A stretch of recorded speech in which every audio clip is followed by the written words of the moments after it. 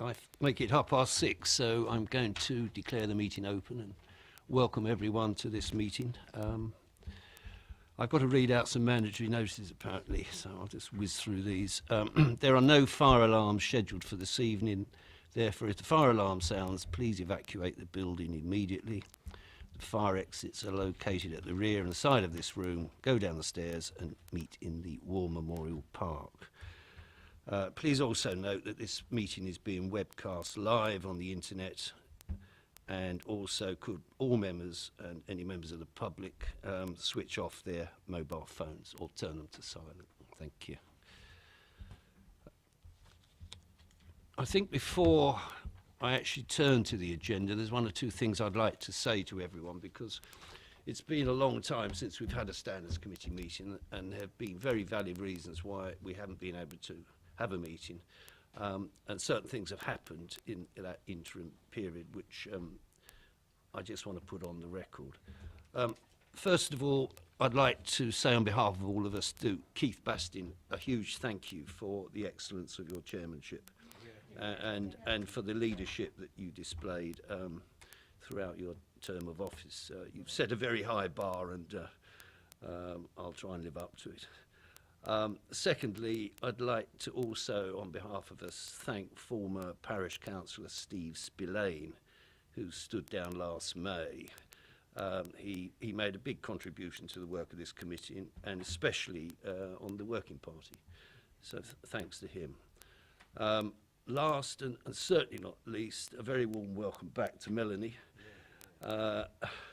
who more ado in a moment, but she's come back and she's helped to restore normal service as far as, and that's no mean feat.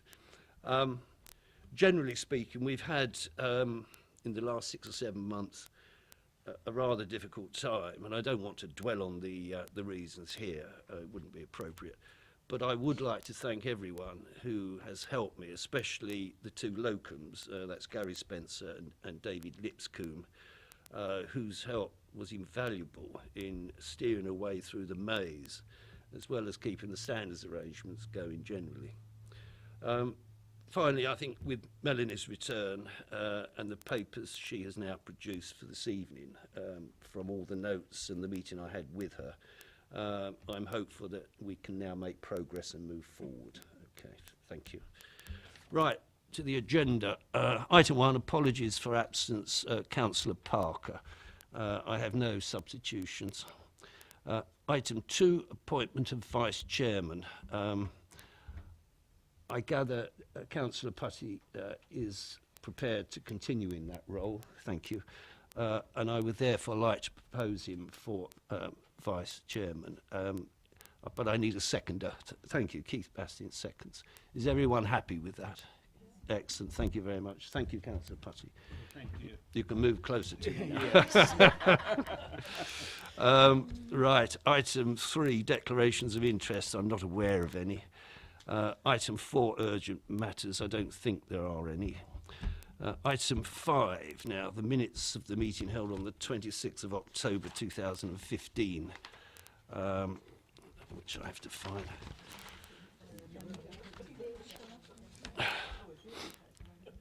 I think this says it all. It was a very long time ago. It really does test people's memories, especially some of us.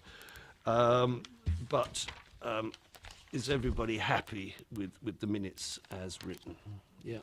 Fine, thank you. Thank you very much. Okay.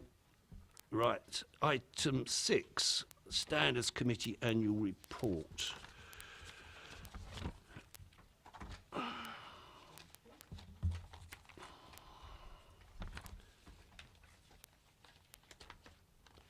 Is everyone happy with this, or are there any comments anyone would like to make? Oh, sorry, I beg your pardon. Yeah, Melina, perhaps I also invite you to introduce it. Yeah. Thank you. This is the Standards Committee annual report. Obviously, it's come to this committee late this year because we haven't held a committee meeting since last year, and it wouldn't be appropriate to call a committee just to consider a standards annual report. So, as you'll see from the annual report, I'm pleased to say that we're managing to deal with initial complaints around 11 weeks, which is very good. We've gone away from that scary 1 year to deal with a complaint, and we've been consistent over the last 2 years in terms of dealing with complaints. Where we are looking for areas of improvement, and I think the arrangements amendment paper that we look at next will seek to do that, is around the appeal process. And as you will see, the appeal processes are taking far too long, with one taking 29 weeks and several taking 22 weeks. I'm not sure if you're aware, but the monitoring officer is currently off sick, and obviously that has had an impact on appeal decisions being made because they are dealt with by the monitoring officer. But clearly this is something that we need to improve on going forward, and I think should be a priority for this committee. There is one error I would like to point out. Unfortunately, lawyers are not very good with numbers. That's why I have accountants. And there is an error on the numbers. We've actually had 13 appeals since, not 12. So I do apologise for your error, and that will be amended on the final version of this annual report. I'm happy to take any comments or questions you may have on the annual report.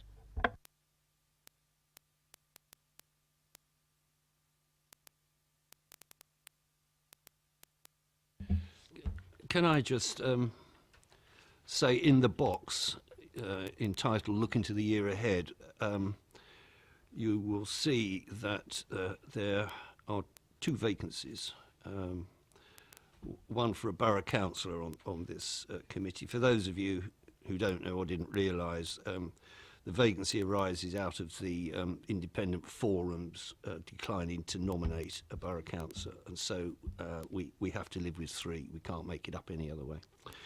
On the parish council representatives front, I mentioned earlier Steve Spillane. I just wondered, and I don't know whether Councillor Fryer can help us on this, whether the association is going to nominate, whether they've had their AGM or what, but we are a parish stroke town councillor short.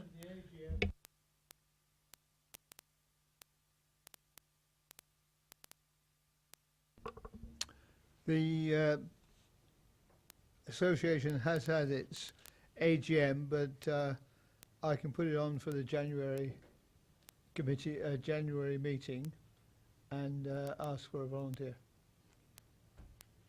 Fine, that would be very helpful, thank you. Okay, any other comments on the annual report? No, okay. No, so agreed. Thank you. Yes. Item 7, arrangements for dealing with complaints. Now, there are voluminous papers here.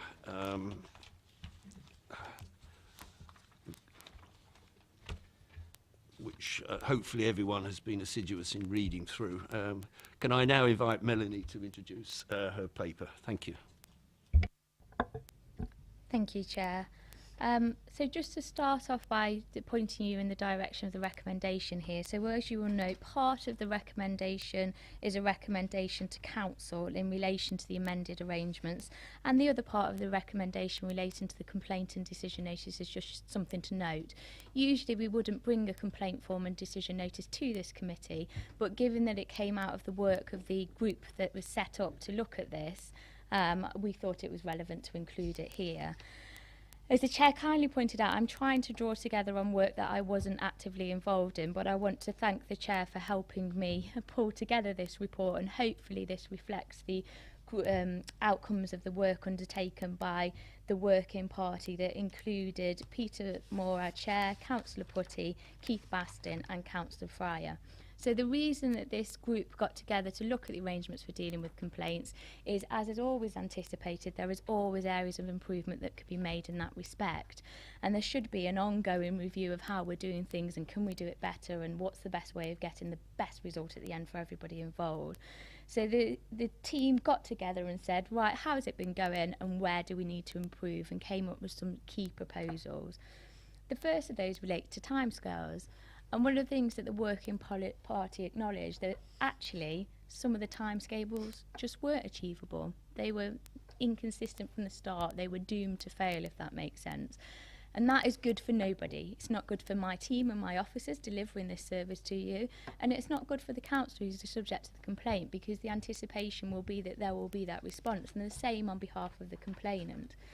So the team reviewed timescales and amended these, and I think the main one around this was relating to the monitoring office and the determination of the appeal. The existing arrangement said that the appeal would be determined within 15 working days. We've already looked at the annual report and what delivery we've been doing over the last year and acknowledged that there needs to be improvement in that area. But now we're proposing a period of 28 days in which an appeal would be determined. We do believe this is still challenging. We don't believe it lies without challenge, but we think it's important to set timescales that do challenge so that we can ensure prompt delivery on this outcome. The second one relating to time in which to respond, and you'll see this at paragraph 3.4b of my report, and this is where in the arrangement there wasn't always timescales as to when individuals would respond, so we've just provided clarity in the arrangements and put in time limits for people to respond, again so that everybody involved in the process knows what those expectations are. Over the last year, as far as I understand it, we've had quite a lot of appeals relating to parish council matters, and I think that has really identified failings in our current procedures around appeals, and therefore it was felt necessary to provide clarification around that and when appeals will be accepted. What we don't want to be doing as an authority is, if somebody's just dissatisfied with the decision, we don't want to be going through an appeal process if that is the case, because the outcome is likely to be exactly the same and they're still going to be in the same position and dissatisfied with the decision. There was also consideration given to whether the independent person needed to be involved at the particular points they were, but it was felt that we are governed by the legislation in terms of an independent person and when they should be consulted, so those provisions have remained the same.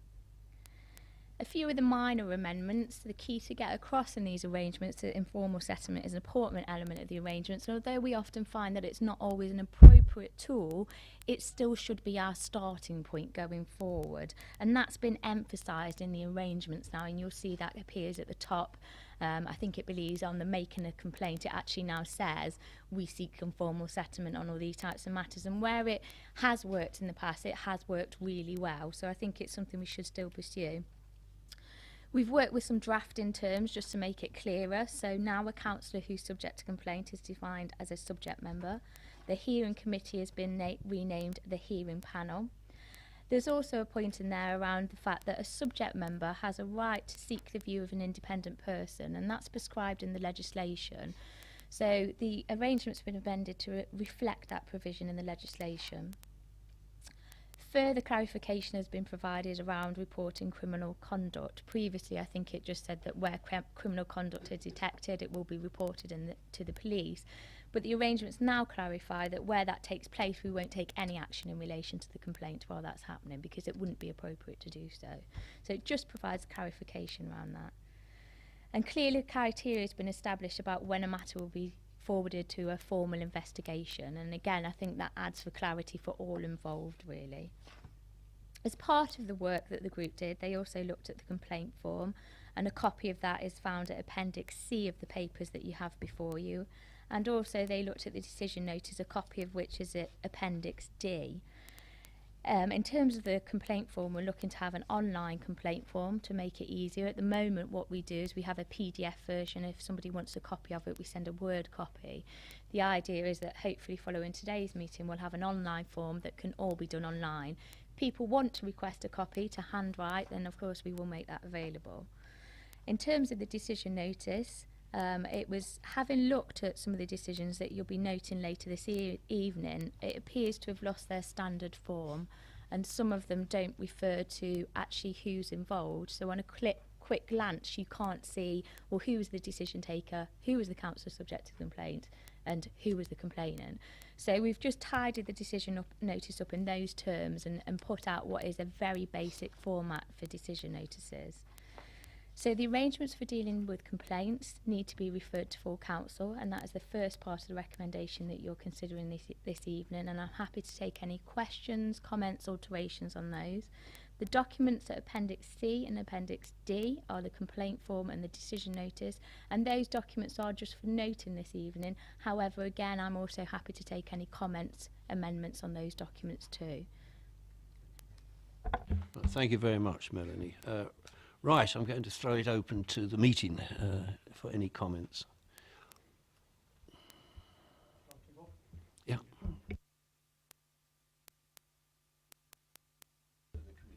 Thank you very much, Chairman. Good evening, all. I know that the arrangements for dealing with the complaints were discussed by the Working Party back in July. So I'd like to ask Mel and also Councillor Putty, who was the borough representative on that Working Party, why these revised procedures weren't shared with us in the group, in our Labour group in particular, because we only really had sight of this in the last week when the agenda came out. I mean, bearing in mind, we represent a third of the members of the council, but it's not left us a lot of time to discuss the amendments and the changes there. And the people I've spoken to and the group members I've spoken to, albeit not many of them, they don't necessarily support the changes, the appeal process, and their preference really was for the existing process to be maintained. They saw the changes as imposing additional hurdles that members would have to jump over in order to trigger an appeal.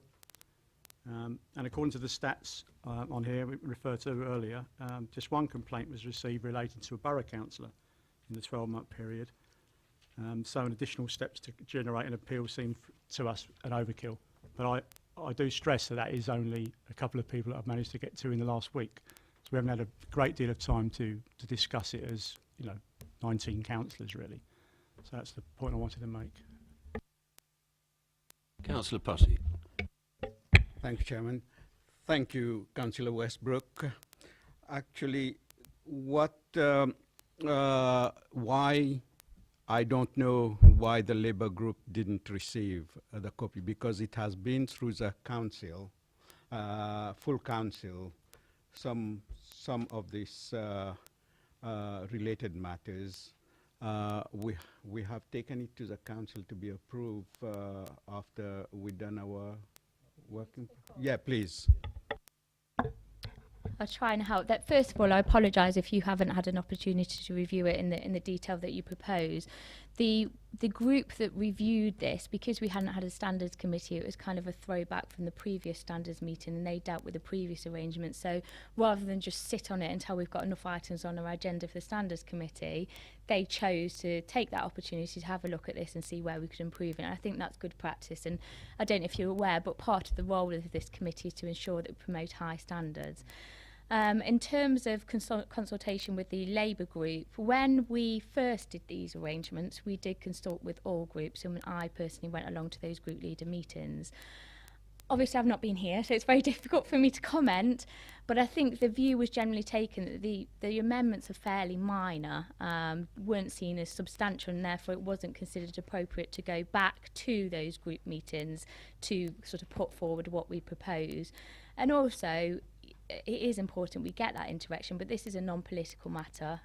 It'd been undertaken by the group that had looked at it, and therefore, as minor, we were hoping that wasn't going to be an issue. But I do apologise. If you would like more opportunity, then obviously in the future we'll take that on board. But I think it's because it was just minor amendments.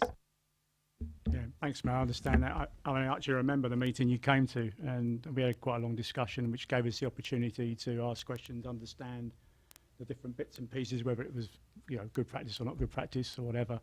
And I think that's where I'm coming from, really. I think we feel that there's some changes there. We felt the system was okay. The members I've spoken to, should I say, felt the system was okay, but I can't speak for everybody. But the people I have spoken to aren't very, not to say they don't really want to support the changes. They're quite happy with what's there at present, but obviously that could change with further discussion. Mr. Evans. Chairman, I think pick up the point that the member's already made. This is not a political committee at all. I'm not suggesting that Councillor Westbrook is trying to bring politics into it, but he mentioned the Labour group, etc. Where do you stop? Start politically? Do you the Conservative group, the Liberal group, whatever. This is, we put together a panel of who are expert. They've been doing it for many, many years. They are independent. Many of them independent. I mean, totally independent. And they come forward with a recommendation to this committee, which is mainly independent people. But once we've taken a decision, as far as I understood, it will go then go to council, and then that's the point that where any member of any group can pick up and say, don't like this, don't like that, move this, move that, whatever. And that's surely the process should be helped. And I don't see any group having any input, official input into this decision making. It's after we've made a decision what we believe independently is the best process for the whole standards procedure, and then it becomes not political with a capital P, it becomes in the political arena.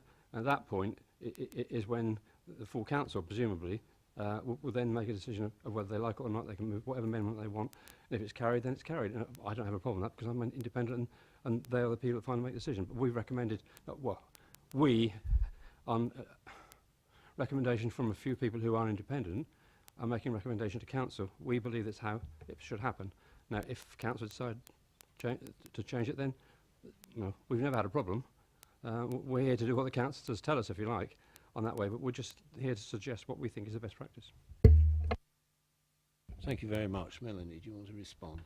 Yeah, thank you for that, Chris. I mean, I think that's some valid points. I think what we need to do this evening, we've got some learning points about what you've discussed. I think given that you've presented those views of your colleagues, I do think this is a good opportunity to discuss those views at this forum. Obviously, as officers, the more prepared we are for full council, the better. So all I would ask now is that we move the meeting on and we discuss those issues that have been raised by Councillor Westbrook.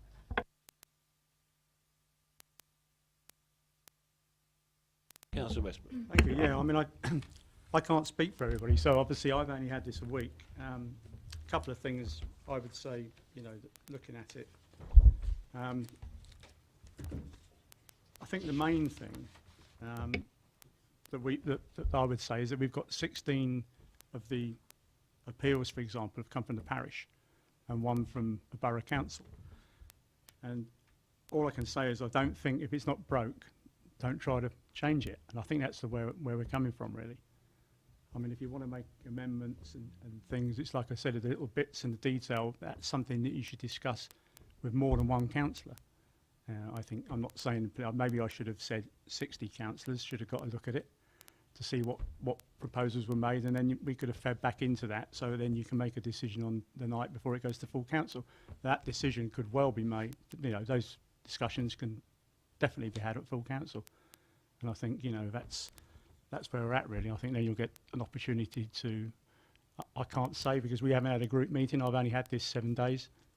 I haven't met with all my colleagues, so I don't know their views, so I can't tell you. But I mean, I can only speak from the people I have spoken to, and they're not happy with what they've seen.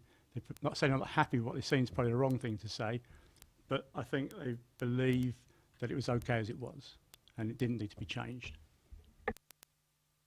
Okay, well, I think we've got the message loud and clear. Melanie, do you want to add to that?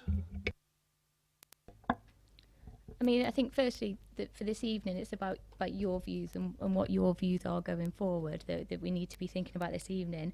Just in terms of the appeals, so the position was before that it was at the monitoring officer's discretion. So the monitoring officer could accept or reject whatever appeals they wanted to on whatever basis, as long as it was in a band of reasonable responses. What the arrangements seek to do now is to provide clarification for all involved. And if you actually have a look at what's been proposed, it's on page 40 of the pagination of the whole documents, just on the bottom left-hand side.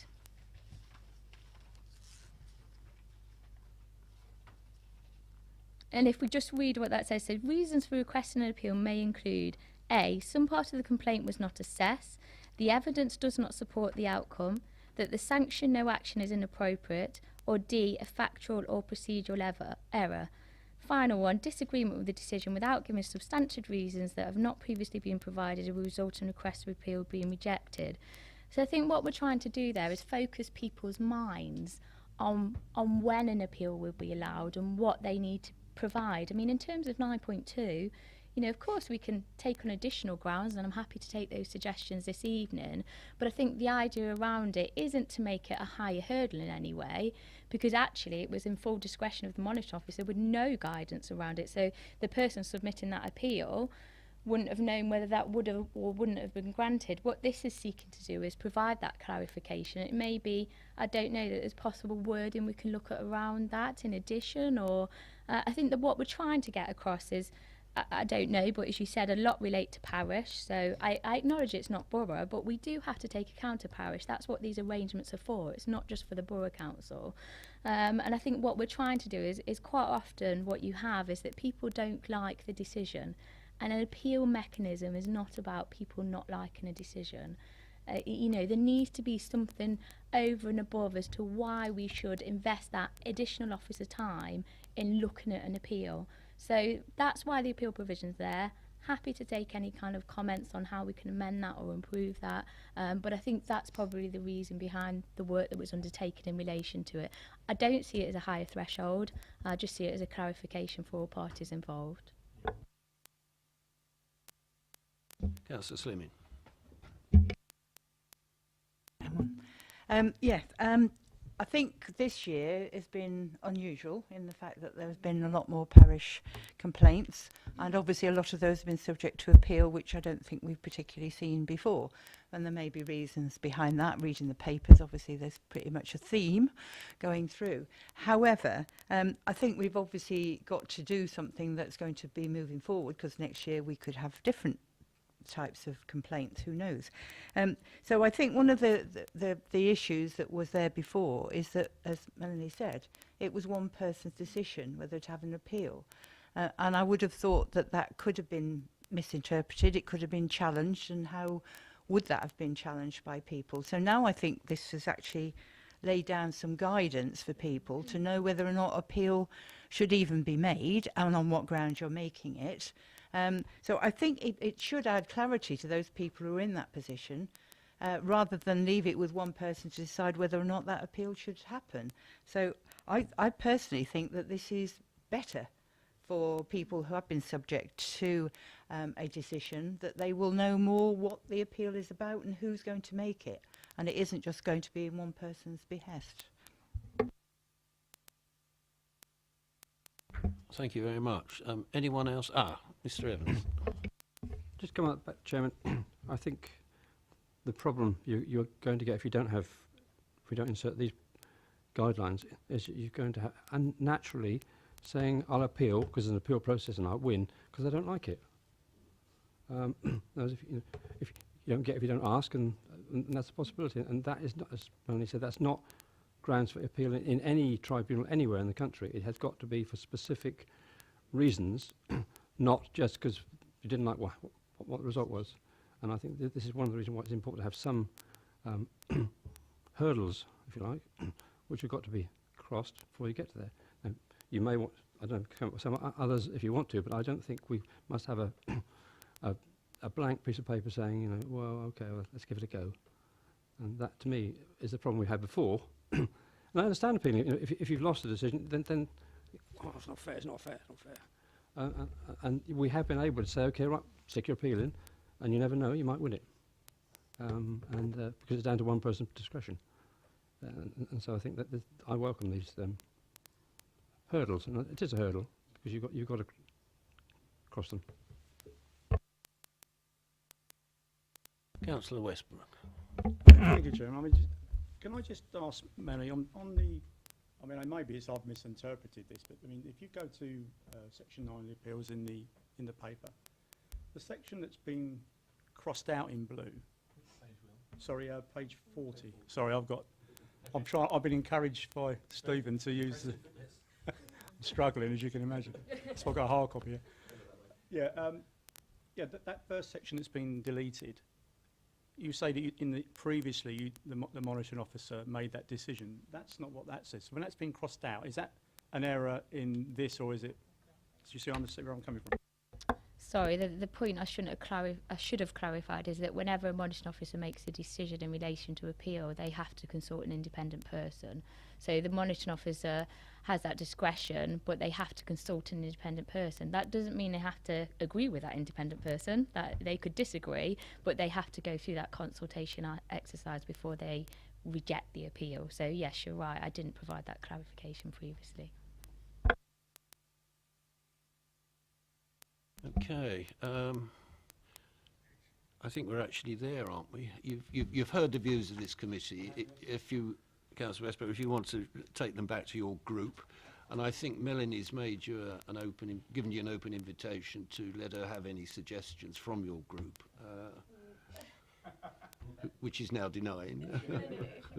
Go ahead, hang on, Melanie. Sorry, apologies. I haven't given that open invitation because this evening's committee, the idea is that the recommendation is to full council. Of course, it's open for your group to propose any amendments at council, but because of where we are at this process, unless you were to adjourn, Chair, to allow that process, I think the idea is that tonight that recommendation will be to full council. Can I move the recommendation, Chairman? Yeah. Could I move that we accept option 2 on page 14? Hang on. Can I call Councillor Agnew first? One of the points I'd like to raise is that Annex 2, actually, the flowchart doesn't fully reflect the actual process. There are links that are missing. For instance, the complaint is dismissed, but there is 46. Complaint is dismissed should have a link down to appeal process, because there is one that is there, and there are no arrows. It's not clear if you're actually asking a question about the criminal activity. There should be a decision in there, so it's yes, no. If so, does it go to police referral and things like that. The other thing is there's no clue on here as to, you've dismissed a complaint. Do you send a letter about that? There's lots of bits of information that aren't on there. To my mind, this flowchart should be able to be looked at without reading all of the rest to understand what you're doing. The document provides the detail, but the basic process isn't all there. Can I just make a comment before I ask Melanie? I think the object of a flowchart is to give the basic information, brevity. If you're going to expand with definitions and descriptions in the boxes, then I think you get away from the main purpose of a flowchart. The actual nitty-gritty should really be in the detail in the actual paper, the arrangements paper. That's my view. Melanie, have you a view? Fully concur with that view, Chair, and just around clarification, there's no appeal provision against stage 1. The appeal provision has never been there in relation to stage 1. Right, I think it's decision time. The recommendation is to full council that the arrangements for dealing with complaints at Appendix B are adopted. Are we agreed on that? Agreed. Thank you. Sorry. Obviously, at this evening's committee, it's quite unusual. We only have 2 voting members on the committee, which is why it's important that we acknowledge what the voting members are saying tonight. So I think you need to do that.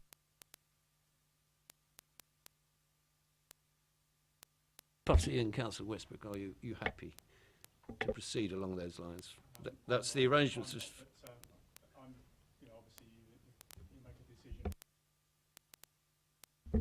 I'd rather my group had a discussion about it first, but obviously if it goes to full council, then we can put amendments towards that. So I'm happy with that. Okay, thank you. Then we'll proceed on that basis. Councillor Putty. Thank you, Chairman.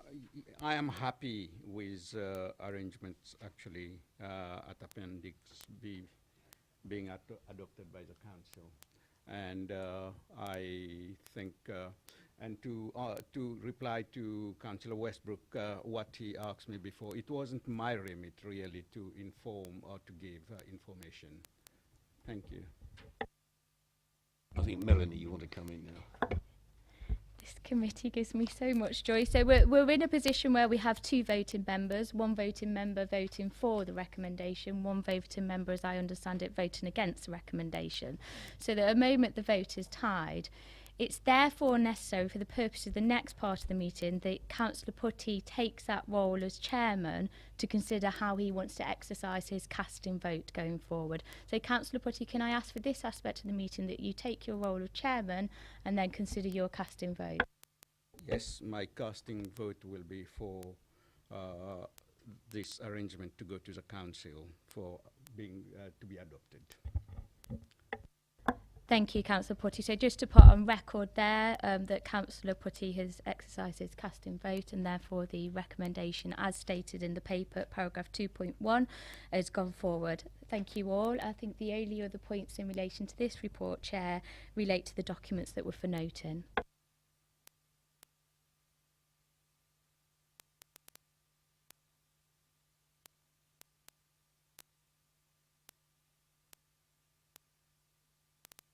Okay, we move on to item 8.